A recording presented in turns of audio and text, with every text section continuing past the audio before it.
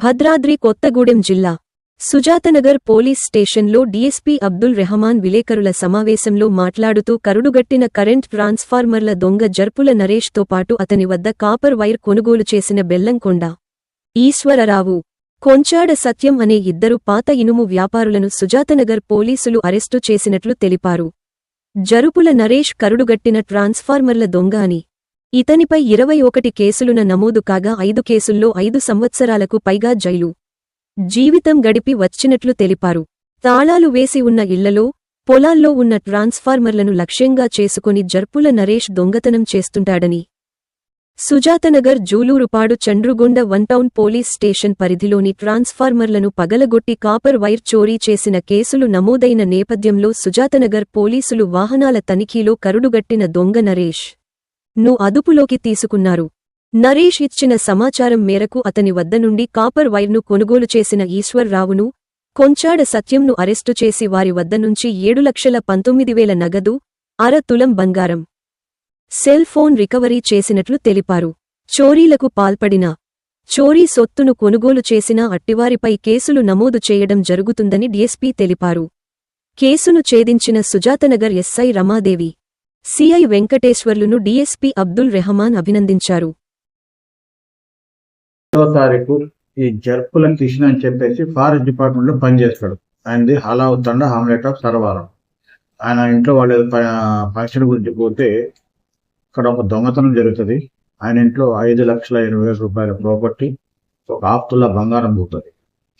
ఆ ఇంటి పక్కన ఉన్నటువంటి నరేష్ వాళ్ళు ఎప్పుడైతే పోతలో చూసేసి ఆ ఇంటి వెనక తాళాలు బలగొట్టుకొని బీరో బలగొట్టి 5,20,000 రూపాయల బంగారం డబ్బులు, ఒక అరతుల బంగారం తీసుకొని వెళ్ళిపోతాం.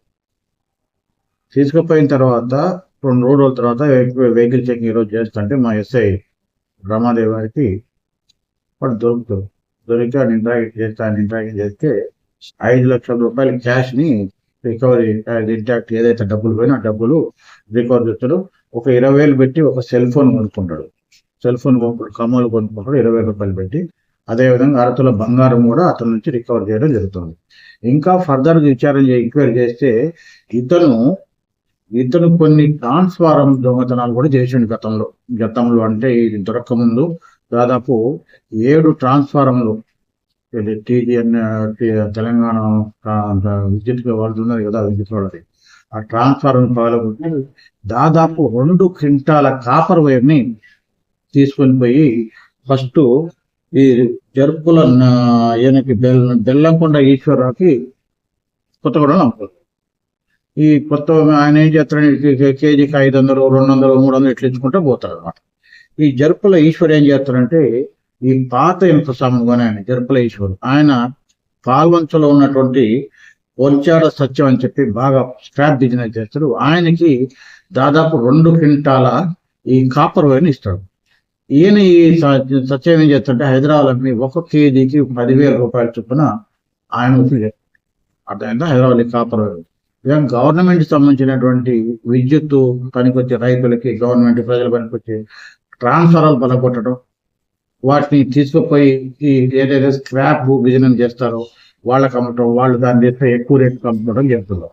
అలాంటి వ్యక్తుల్ని ఎవరంటే మన బెల్లంకొండ ఈశ్వరాన్ని అరెస్ట్ చేసిన ఆయన దగ్గర నుంచి ఏదైతే ఇతనికి అమ్మిండో ఆ 19,000 రూపాయలు సీజ్ చేయడం జరిగింది.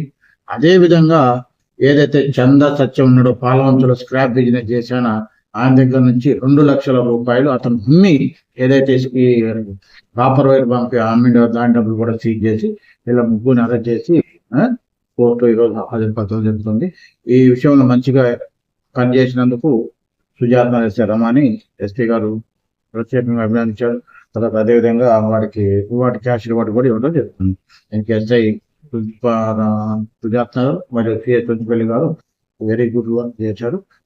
ఎస్పీ గారు వాటిని ప్రకటించారు. వీళ్ళతో పాటు కానిస్టేబుల్ కూడా ప్రకటించారు.